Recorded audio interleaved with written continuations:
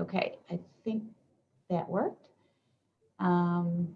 Okay, so this is the second to the last IG meeting for the year. We'll be meeting again in May.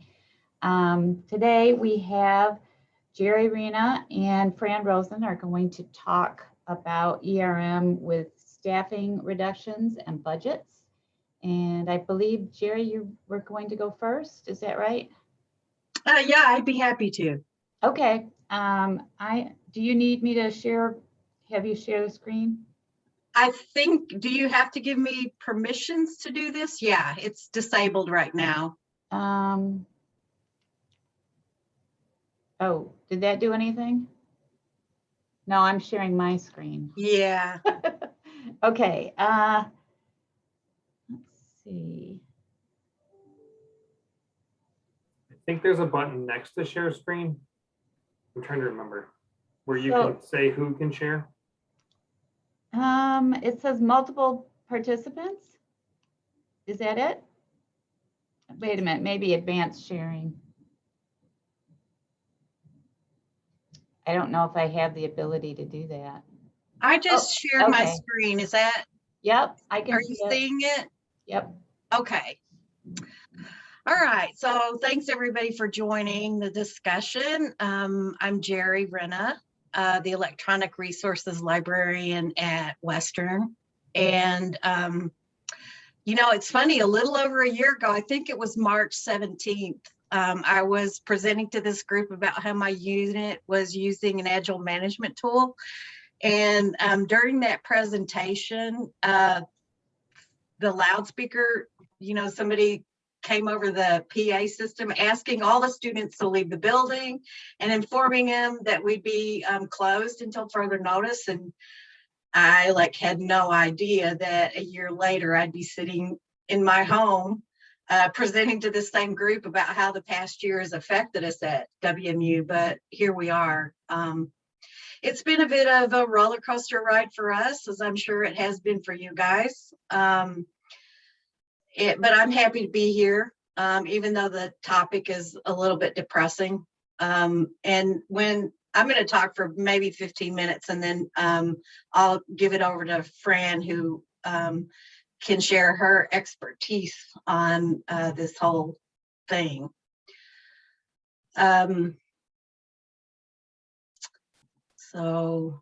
So to begin, here's the overview of what happened budget-wise at WMU and in the libraries. The reduction in our budget was 24.5% across the board, and it affected both the library's operations budget, which I know very little about, and the acquisitions budget, which I'm learning a lot about over the past year. In terms of library operations, the budget reduction began with all the recruitment efforts for unfilled positions. I think maybe there were 3 at the time.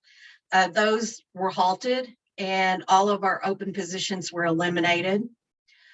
Qualified faculty were offered a retirement incentive, and 3 of my colleagues took that incentive and retired in the fall of 2020. And as far as I know, those positions also will not be refilled. All full-time faculty and staff received a temporary reduction in our salary, which began July 1st of 2020 and ended, I believe, on January 31st, 2020. In the libraries, we lost 10 staff positions. 2 of our branch libraries closed. One of them closed permanently. The other one, they're talking about what we're going to do with that space in the future. And of course, it affected the acquisitions budget, which covers both the infrastructure related fees and subscriptions and the collections purchases and subscriptions. First, I'm going to elaborate on the operations side of the pandemic and the budget reduction. And this slide right here gives you a snapshot of the resource management department from 1 year ago, and then also how the department is staffed now. Resource management used to be called technical services, and there are there were 4 units. Now there are only 3 units in it. We lost 1 faculty position that was not pandemic related. Our former collections strategist had planned retirement long before things went south for us. And the staff position that worked under her transferred from the resource management department to the user services department, and they're still working. However, we did receive the largest reduction in force, losing 5 positions out of the 10 that were eliminated across the libraries. And although ERM didn't lose staff, our work has definitely been affected by both the faculty retirement and the elimination of the 5 positions in our department, in addition to 1 or 2 of the 5 positions eliminated in other departments in the libraries. As I stated previously, I think it was March 17th. That was the day we started transitioning to work from home. And by March 20th, the ERM unit were all working from home in our sweatpants. And then on March 23rd, we received the news that staff were going to be categorized either as non-essential or conditionally essential, and would be working reduced hours or not working at all. So this slide right here displays the rough numbers from my unit in terms of the staff hours worked between March 23rd and June 30th. So 2 staff in electronic resources were categorized as non-essential and didn't work beginning on March 23rd. And then 1 staff member was categorized as conditionally essential.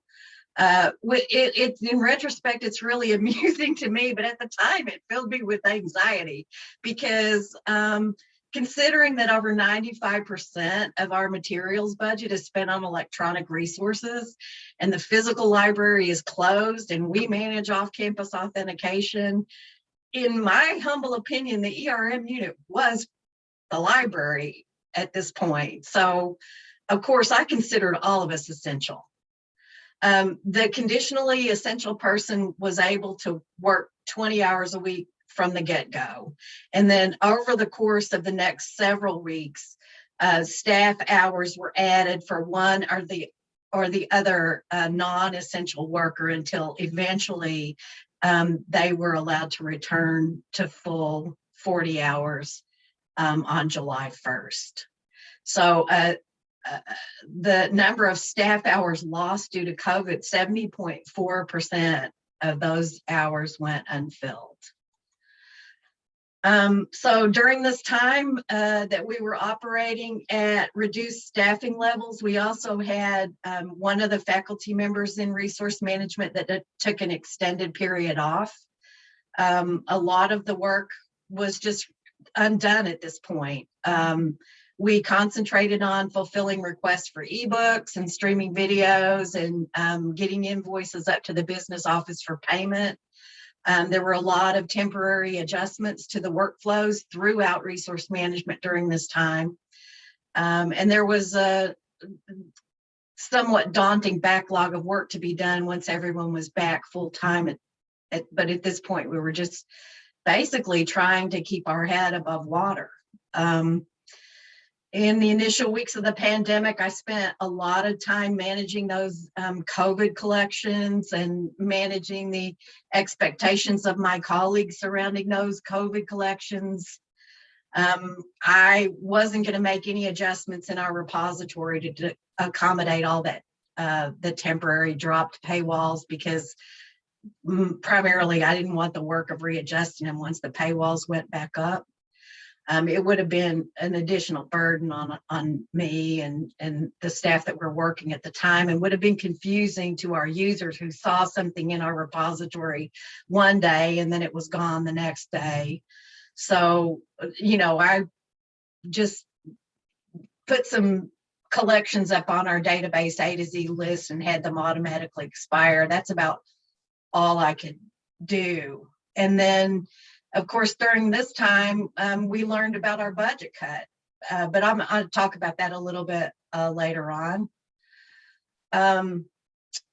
The 3 staff members in my unit, they do have specific job duties that may not be considered traditional ERM. I mean, we have one person that manages configuration changes in ALMA, and 2 of us are manage all the configuration changes in Primo. One person does off-campus authentication, etc. But because we subsume the responsibilities of our collections strategist, and we also subsume the responsibilities of a systems programmer whose position in our IT services department was eliminated, we have done some initial shuffling around of duties. There's a lot more that needs to be done that in that realm, but we're just starting to think about it. I have decided that there's some things that we're going to have to stop doing or definitely change to free up additional staff time. I don't know. For example, I'm going to do a cost benefit analysis for migrating from locally hosted to remotely hosted easyproxy. This is something that we've resisted for a long time because we didn't want to give up control of our config text, but it's probably going to end up being more cost effective to get a subscription to hosted easyproxy. And it would, you know, in addition to freeing up time for us, would also impact the server administrator's workload as well. So I'm interested in hearing if anybody has to say anything about migrating from a self-hosted to an OCLC hosted easyproxy. I would definitely appreciate your insight on that. So now I'm going to switch to the acquisition side of our budget reduction. So right at about the same time that we became temporarily understaffed, we also learned about this permanent budget reduction. And we began our work to reduce the budget by putting an immediate halt on all PDA programs. And we wrote a policy indicating that, at least for now, that we would only purchase materials requested by faculty for use in courses. We also had at least one EBA program that we just let expire. We immediately canceled most of our print journals and serial subscriptions. We canceled most of our individual electronic journal subscriptions. We canceled most of our A&I databases, and then we started looking at the other databases and the journal subscriptions packages. And anything that was in a multi-year agreement, we kind of marked for retention, at least temporarily. And a lot of what was not in a multi-year agreement was marked for cancellation, simply because we needed to, you know, find the money and find it fast. We canceled a number of smaller e-journal packages, and we evaluated others and split them up. And all of this work was done with Barbara while she was still here. And I was really thankful that I had her expertise and guidance in this process. It would have been overwhelming for me to have to do by myself. But we made all of our decisions. They were in place by July 1st, and then we started the work of canceling the subscriptions. So here are our numbers. These are the numbers for kind of each resource type that we've added to our cancellation list. And most of this will be gone by the end of calendar year 2022. And to me, it really seems like a lot when you look at it, but based on the cost of some of these journals and journal packages, I have a feeling that it represents less than 25% of our overall collection, but I'm not really sure. I haven't had the time to do title level analysis on this yet, so that's on my to-do list. And then the next thing we started working on was negotiating new pricing for the subscriptions we plan to maintain. This is ongoing. And so far, my strategy has just been one where I lay the situation out to our vendors, and I ask them for a 10% reduction in the price we paid for last year's subscription. And this is for anything that's coming up for renewal. and it's been somewhat successful. I've received anywhere from a 2.5% reduction in the increase in subscription costs, even for subscriptions that are in multi-year agreements, up to a 40% reduction over the last year's subscription cost. And vendors have been somewhat more accommodating lately than they were earlier in the pandemic. And also the numbers on the actual savings I don't have yet. I started to keep track of this, but I just don't have the time to do it right now. So I'll just wait, and it'll be easy to pull a funds expenditure comparison at some point, but that'll be in the future. One of the subscriptions on our initial cancellation list was the Citation Connection, which is part of Web of Science. And at the time we had both Scopus and Web of Science. And I know there's a lot of scholarly literature comparing Scopus and Web of Science and Google Scholar and things like Dimensions, but I did my own coverage analysis and feature comparison before I read any of that literature. And then I presented my findings to the library faculty and administration, and we made the decision to cancel all of Web of Science. And in October, our administration received some one-time money equivalent to a little over 25% of our overall reduction to help cushion the blow. So with the savings from canceling the Web of Science and the one-time funds that our administration procured, we were able to spread our cancellations out over a 2-year period. And that seems equivalent to what I've been hearing from a lot of libraries. For example, there's one library in Michigan, I forget which one, that said they received a 10% reduction in 2021 and are expecting another 10% reduction in 2022. So it's about the same. So I don't think we're like worse off than anybody else is. The easiest way for us to use this money was to like redo a lot of the work that we had already done to our single title subscriptions. We had already like marked them for cancellation, like in EBSCOhost or whatever. And so we kind of undid all of that work, and then we just, didn't cancel some of the databases that were coming up for renewal. So pretty much all of this stuff will be, gone by 2022, but the other thing that we did kind of early on is we evaluated Social Science Premium Collection and ProQuest Central, and we ended up deciding to cancel the Social Science Premium Collection as well, which I was really kind of surprised about, but we've heard a little bit about canceling sociological abstracts, especially, which is part of Social Science Premium, but we haven't heard anything about canceling the Web of Science. So I guess that's good. I don't know.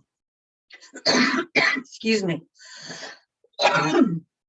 So basically, we had to cancel subscriptions just because they were up for renewal and would free up money. It was a lot of work to come up with a list of things to cancel, but you guys know that the ongoing work in ERM will be even more work, and that it will continue into early 2022. But we had to react quickly, and I anticipate there'll be a lot of ongoing readjustment.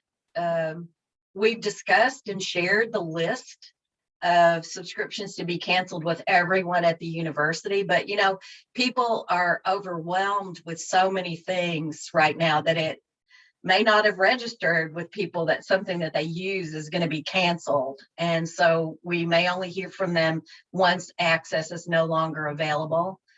So I imagine we'll have some requests for reinstatement.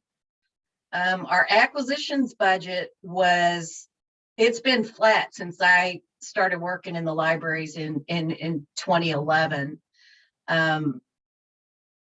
So I'm told this cut is permanent, and I don't anticipate an increase in the near future.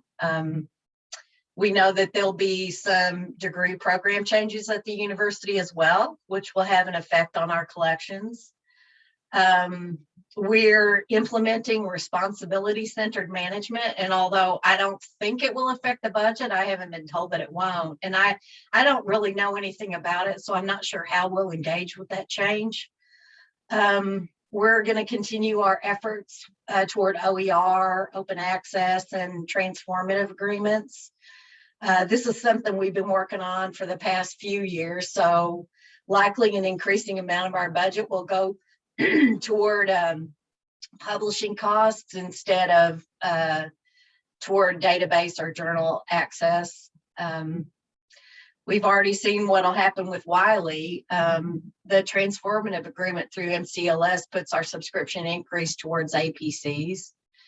And of course, the publishers aren't going to continue to provide flat or reduced pricing. So we'll likely have to continue to cancel things to keep up with the increasing cost of subscriptions. I'm hoping that things are going to settle down for ERM soon, and that over the summer we can use our unsub subscription to evaluate the multi-year packages that are coming up for renewal. Hey, Jerry, Yeah. there's a question in the chat about Oh. the RCM. Yes. Deja was wondering if you could define that a little bit more. Is it a framework or what is it? Yeah, it's called responsibility-centered management, and I think it's a way to allocate money like through the university based on the amount of funding that a program gets or a department gets, or based on revenue that I guess that is generated in a department, like whether it's from tuition or whether it's, I really don't know a whole lot about it. There's a lot of information on the web, but I haven't really had time to read it. So, but I think it's just a budget model. And, I'm not sure if, like, because a certain department may bring in more money that we have to allocate more money to. I mean, it seems kind of like weird that you would even do that. So I just I really am not an expert on that. Maybe Fran knows more about it. I'm not sure. I'm sorry, I can't answer that question. So where was I at? Oh, our ILL costs were really funky this year. They were down. And so I think as our subscriptions, as they're canceled, we'll have to really look at the ILL costs to make sure that, we're not spending more in ILL than we would be spending in subscriptions. The only other thing that I'm hoping to get done is like balance the workload. I feel really overwhelmed right now, and I know that my team feels really overwhelmed with all of the tasks that that we've been handed. I have a lot of ideas rolling around in my head, and I have an ever increasing to-do list that I'm hoping to address at some point in the near future about workload recalibration. And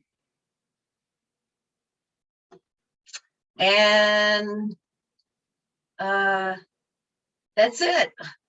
So thanks. I'm happy to answer any more questions that anybody has. Deja, I'm sorry, I don't know more about responsibility-centered management.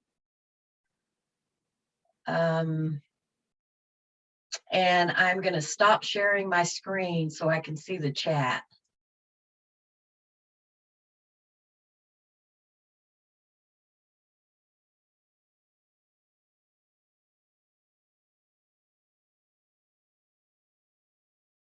No questions?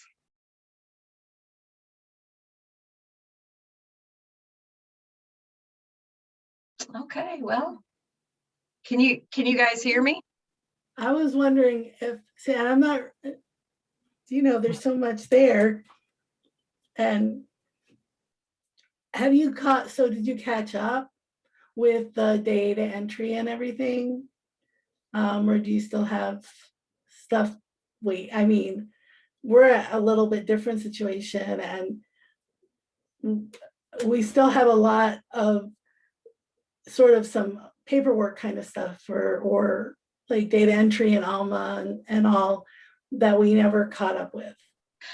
Yeah, I mean, like that's a difficult situation because, you cancel a subscription and then you have to wait for the vendor to do that in their system. And then you have to, what are you going to do? Are you going to create a perpetual access collection for the things that you have perpetual access for? You're going to keep the community zone collections. You got to change all the coverage dates. There's no way. We've got a ton of work to do, a ton of work. So yeah, there's no way that we're caught up with that. Mm-mm. Oh, I thought you were talking about because I stepped out of the room and I was going to say when we did ours, we set them to like auto expire, but I remember advancing the dates every few months. She was saying that they also maybe still have a big pile of like invoices that have been paid but haven't been put into ALMA. Well, there was a lot of that. One of the people that was in the acquisitions department, not in my unit, but in the acquisitions unit, her only responsibility was to process electronic resource invoices, and her position was cut.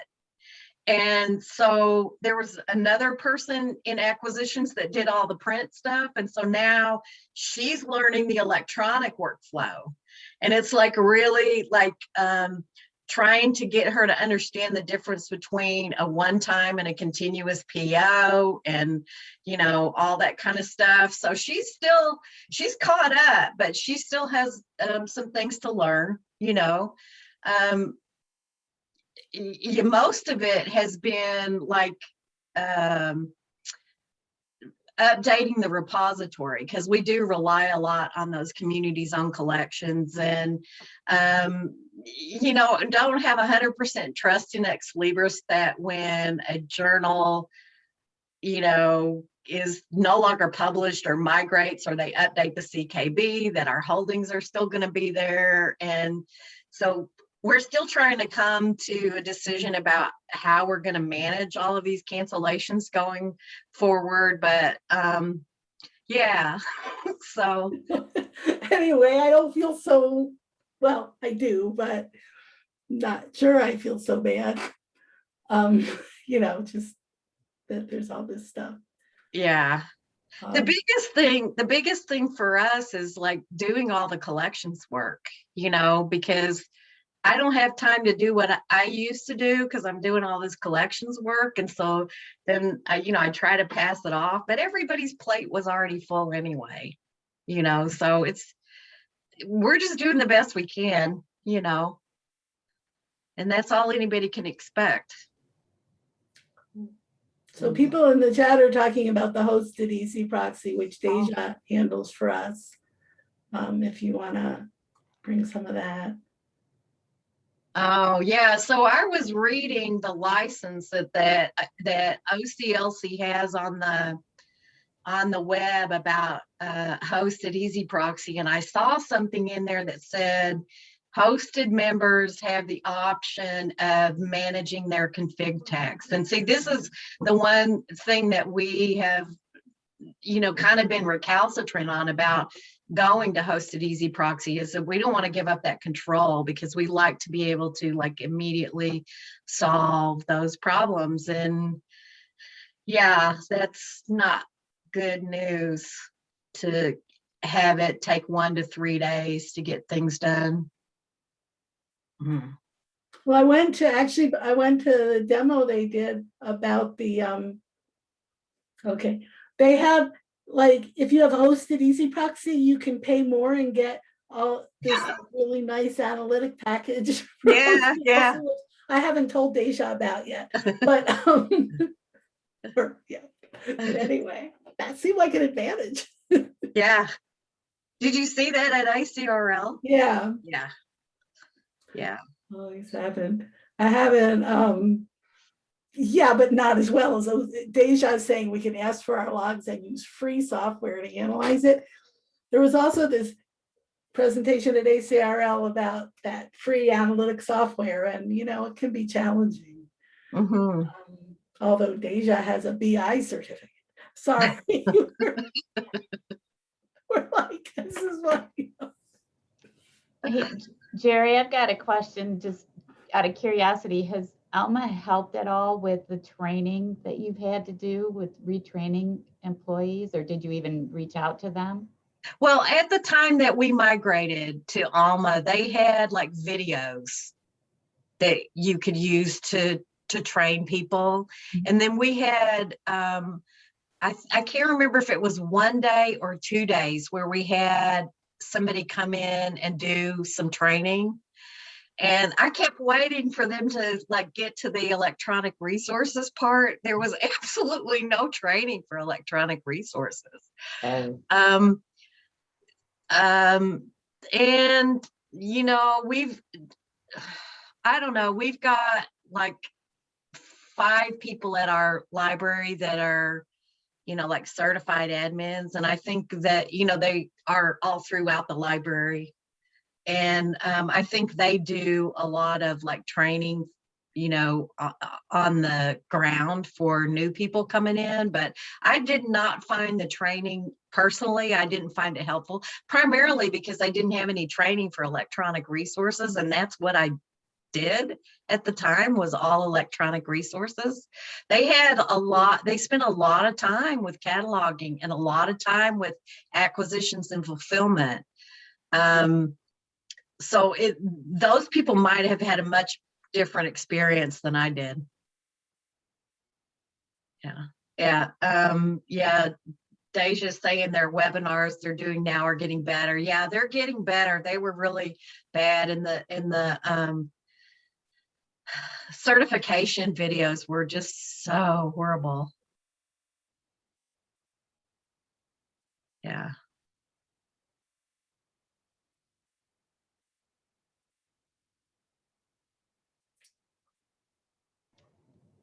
all right. Fran, are you ready to take over? Sure. Well, sure. I have a little PowerPoint. Okay, what did I just do? I'm sorry. So if I do share screen, then I go to my little PowerPoint. Maybe. Can you see it? Yes.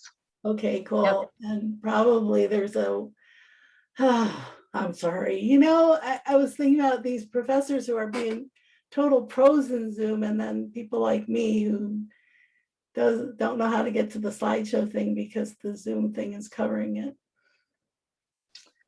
Okay. Now, every experience is different with every No, right. So when Jerry was, I was like, well, I mean, we're a lot smaller, and we have some kind of organic organizational challenges, which I cannot describe. And I mean, it's just, it doesn't make sense, so I can't really describe it.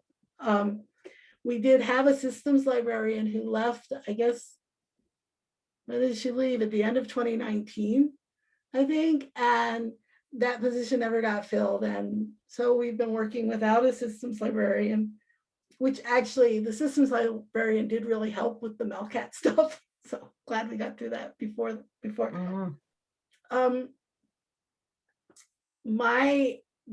person who I worked with, who handled all the invoicing, all the stuff with acquisitions, retired in the summer of 2020.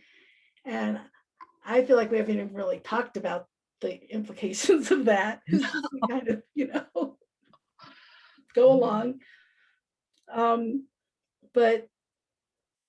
And there were other positions, faculty positions that sort of seem to have gone by the wayside. We just, and I don't know if this is the case for other people, we have just so much unclarity. I think that it just is really, it's like very hard to actually get a sense of a decision having been made versus kind of, we're just waiting. And of course, that's harder to do. So I had just put together just some thoughts because we're, and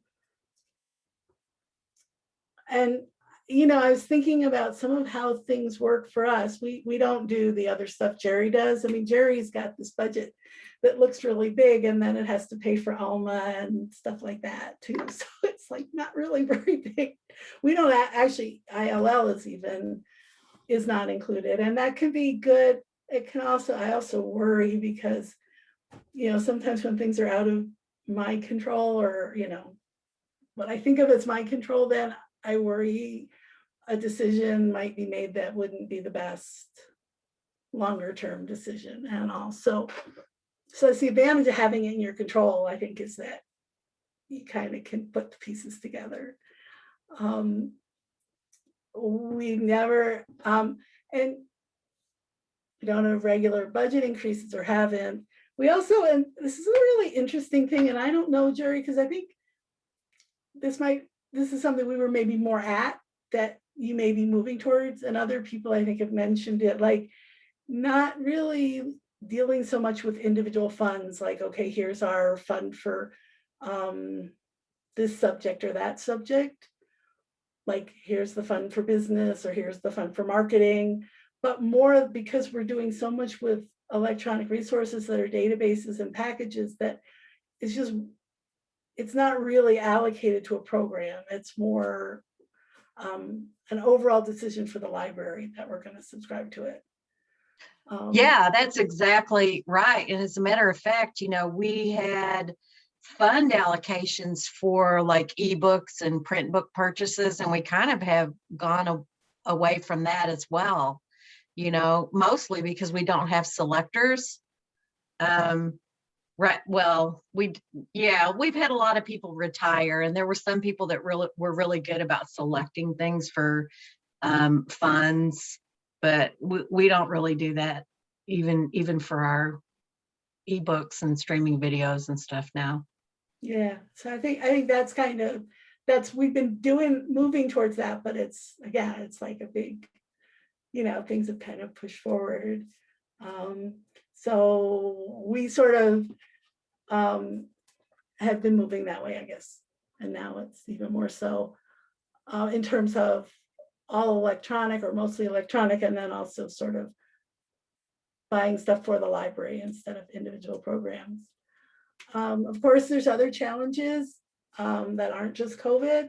And I mean, for us, the declining enrollment, like the FTE at its peak, it was like the actual, I guess, FTE, and the FYES is a little higher, but it was like 10,500 moving towards 11,000, and now it's down to like 8,500. And that's a big decrease. And of course it affects money, but it's also could affect, it could be a reason to talk to vendors about lowering price. Some of our pricing is based on FTE. And of course, some of our pricing is also historical, like our JSTOR price is based on, what the university was in, say, 1990 or something, so, and I've asked them, I said, do you care? Because we're really not very small anymore. But they said nobody wants to really touch that. But with some things, we did look at it, some subscriptions that had tiers. And I'm waiting for a quote from Westlaw for their database, and they're looking at it with our new FTE. And I don't know how that's going to affect. The other side for us is that the new Carnegie classification made us a research, we're in that third type of research library, and that tends to, give us higher prices than being a master's too. So, and we have different research emphases and new programs, which is a real challenge because people don't always realize that's happening. An increase in like need for ebooks and streaming video, right? So I mean, there's that kind of implementation. One of the things I think that's been really interesting for us, and that might be the next slide, so I'll move on, but we implemented a 10% cut for FY21, and I haven't actually heard, I sort of need to make some steps on FY22. We obviously need to make some adjustments because anyway, we did have some extra money and then we spent it, so we won't anymore. So some of the things I think are interesting are, again, that collective decision-making about resources and the question of ebooks and e-textbooks, right? Because ebooks cost so much more than print. And we have this Michigan College of Optometry, and the librarian who's working with that, I'm afraid I didn't help her as much as I should have probably, and she was buying print books so we'd have them, but somebody else took that over and said, yeah, but if we don't buy the ebooks, nobody will use them. So, it can look like we have it, right? Hey, we have these books in these single copies in the library that nobody's ever going to use. So we've tried to move to buying, some of those titles. And so it just costs more. We need that out. We need to plan that. I think,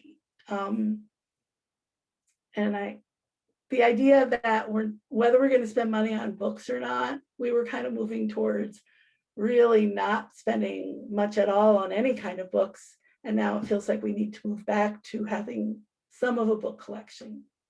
And so it's funny because you were talking about, have you reinstated any of the book, any of the PDA, DDA, or the EBA? I love those numbers. No, we haven't reinstated any of that yet. We allocated some money to purchasing streaming videos and purchasing ebooks, and then put in that policy that we were only going to, purchase faculty requests that were to be used in courses, and hardly any of that money has been spent yet. So we may do that again, for 2022, because I don't know, I'm probably a handful of books is all we've purchased. Well, we're buying a lot, relatively for us, a lot from a very small program we have with eBook Central, using their access to own model. And so looking at that, I'm thinking, well, maybe that money would be better spent on a more robust EBA program where I have a little more control maybe over the quality. And then for Canopy, we have some stuff in DDA and some not. And that's worked for us. Because on Friday, Canopy is going to be coming to the eResources meeting and talking about maybe a consortial thing and stuff. So that'll be interesting. I think, maybe, I don't know. So, and looking forward, there's, what you talked about, OER and OA. And that whole question of, I feel like sometimes, Ferris is trying to recruit people, and it's an opportunity school, and they want to cut costs and all. So sometimes the focus is more on OER and on sort of thing instead, and that's real important. But the fact that we also we have this, researchers that need content.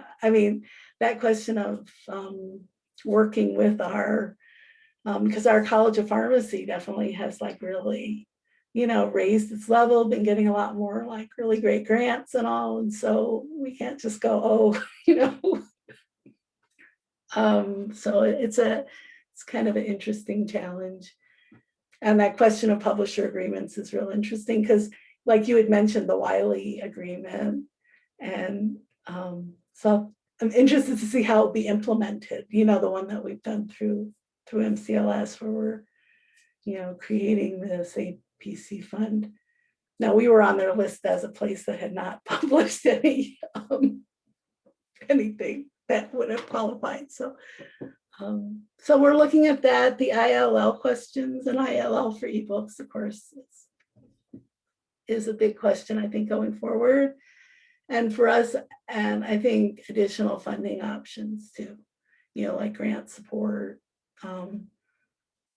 fundraising. I'm not really sure, but I do think some of those things are options.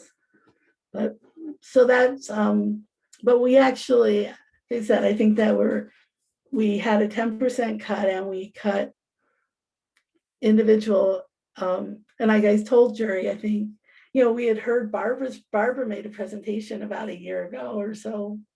I forget if it was at MASU meeting, and she talked about what she had, you know, how she had handled the cut. And the thing about individual journal subscriptions seemed really a really good idea to kind of look at that, because if you cut one title, then you can provide, you know, the ILL, and cutting Springer might be a little harder. I mean, you still can, it's just a lot more. So Yeah, we canceled we cut a Springer. lot of journal subscriptions and some A&I stuff, but it's challenging moving forward, obviously. Yeah.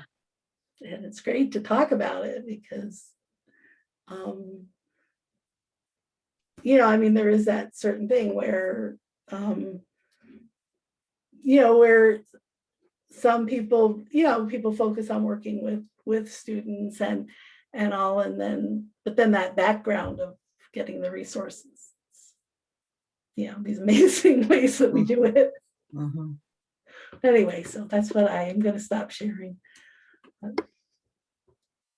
There's more chats, but maybe not. So what was your biggest challenge over the past year, Fran? See, actually, I actually think our biggest challenge has been the organizational challenge of just that without a systems librarian and without, you know, and I'm not, I mean, it seemed like some decisions just were put off and not made that really it would have been easier if they had just been made, you know, like Mhm. we're going to do this. And there was, I mean, it's kind of a snowball thing, right? Because Ferris hired a new provost in the summer of 2020, and we have an interim dean, and who gets pulled 12 ways, and so there's a lot of places where, again, I think that just decisions just have been put off, where I think it's been challenging. Mhm. I think, and being at home anyway. Being at home is challenging. We're all crazy by anyway, but so, but, and now we're still, I mean, not that, but we're still confused about many things, but also even about going back and what that's going to look like with the new, you know, since. Have you guys been given a date of when will you be back in the fall, or do you know? We haven't, have other people probably have. Yeah, Well, I don't know, that's true. the university sent out an email about July 6th. However, there's a lot of confusion about if July 6th is a hard date or a soft date, you know, and there's a lot of concern across the university about returning to campus in the middle of a pandemic. I think there's a lot of people that would rather continue to work remotely. We can continue to work remotely, but you know, there's some people have to go back. You know, I'm like, if the library is going to be open, they have to have somebody there to check books in and out and stuff like that. But I don't know if it's like I think it's a huge question because like if you have somebody at home that's immunocompromised or something like that, and you don't want to go and be exposed to something that you're going to bring back home to that person, I think it's an individual thing. And so I don't know how they're going to come to a decision. No, and we have, and probably many places do, you know, where staff aren't given options and faculty are, and so Yeah. you know, there's sort of this difference in privilege, and that can be because with and we, you know, we have lost staff a little more gradually, but we are so understaffed, and then it becomes like a real, you know, it's sort of put on somebody.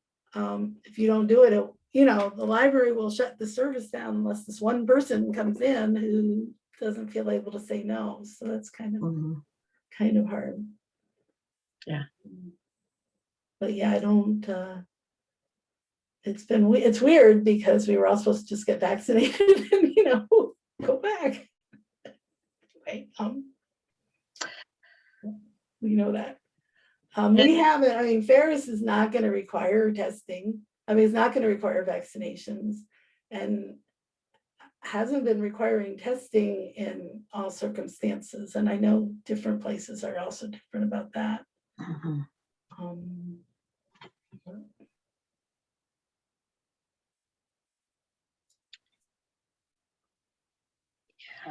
As also, I mean, another thing in terms of the collection stuff is we did have all those zero increases, and in some cases, discounts. I mean, JSTOR and Art Store had discount, and some other vendors I've worked with, you know, smaller ones, and then it's not clear, sort of, I think you mentioned, you know, it's not really sustainable. Yeah, it's not like Elsevier is going to keep. Sorry. You know?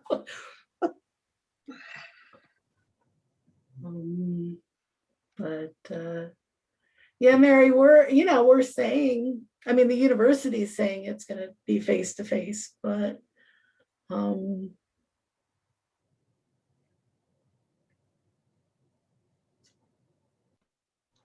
We've actually been face to face. Well, not all of the faculty have been, but most of them have been since last fall. So this full year we have been. We're a lot smaller though, which helps, I think. I know in our case, it varies by program, like welding, for example, never, you know, went hybrid or online. They just found, you know, a bigger space to spread everyone out their stations. Oh, Fran's giving me the confused look. Maybe I'm speaking. I heard this at a union meeting. But I've talked to, because I heard faculty complain about doing hybrid teaching, and then I heard somebody else from like health science like, no, if it wasn't for hybrid teaching, we wouldn't be able to continue because we have, you know, folks in nursing that want to stay home and not be exposed but still want to learn. And yeah, I don't know. I'm sorry, I'm getting in arguments with my family about the state of education right now. We can make it all like Peloton. You just, you know, put 3,000 kids, one instructor, it'll be fine. Anyway. right.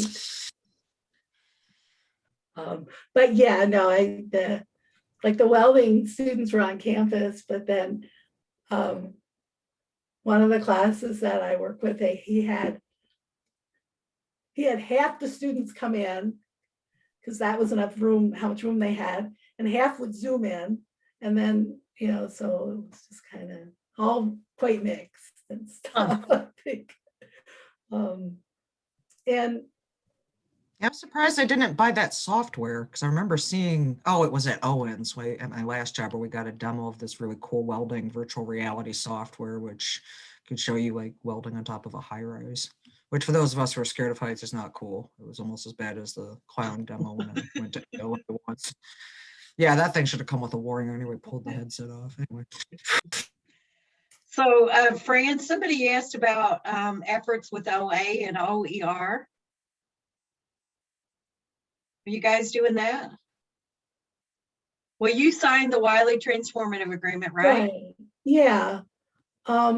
We don't have like within the library, we don't have any like where we're supporting, like helping to pay page charges. And I know there's different, Patrick's still here. I know there's different, ideas about whether libraries should be doing that and all. But so we are trying, we do have people promoting OER resources. But we haven't, like I said, we don't have like a campus-wide program for OA that we're part of. We're trying to get more traction on that though, because the campus just like got an agreement with Academos, and I don't know if anybody else uses that, but they allow you to link to OA content and also link to library resources. I got trained on it in our medical health sciences librarian. I haven't really got any sense that the library faculty want to do much about it because we're swamped, but Yeah. you know. Well, I don't know anything about it, but there's like an OER grant program in our libraries. And I think what the like faculty across campus submit a proposal and then they'll get like an amount of money to help them publish something OER.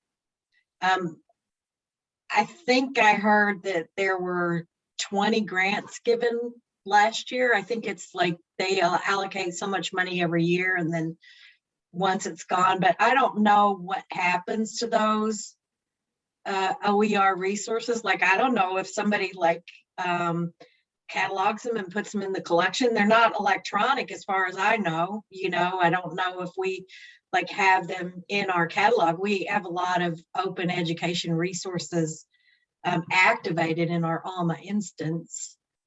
And of course, we've signed a couple of transformative agreements, but yeah, they might be added to our digital repository, Deja. I don't know. That's another, thankfully, another person that has to do that. Right. No, I think it can be confusing, and I keep trying, because the OA for looking at that note from Patrick, I mean, the OA kind of publishing for scholarly resources just seems pretty different from OER. Mm-hmm. I mean, and so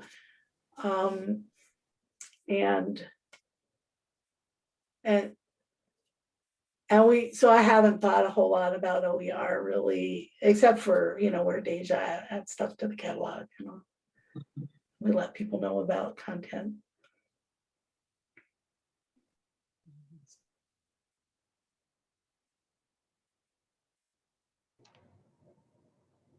All right. Does anybody else have any questions?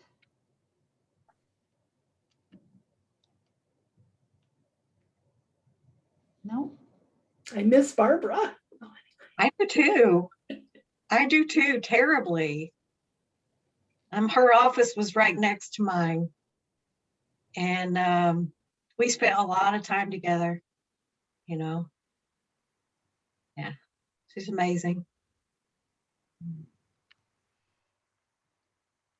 Deja's office is next to mine if we're ever back on campus. I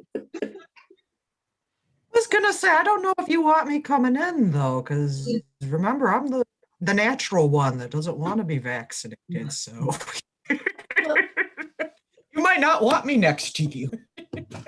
There is that.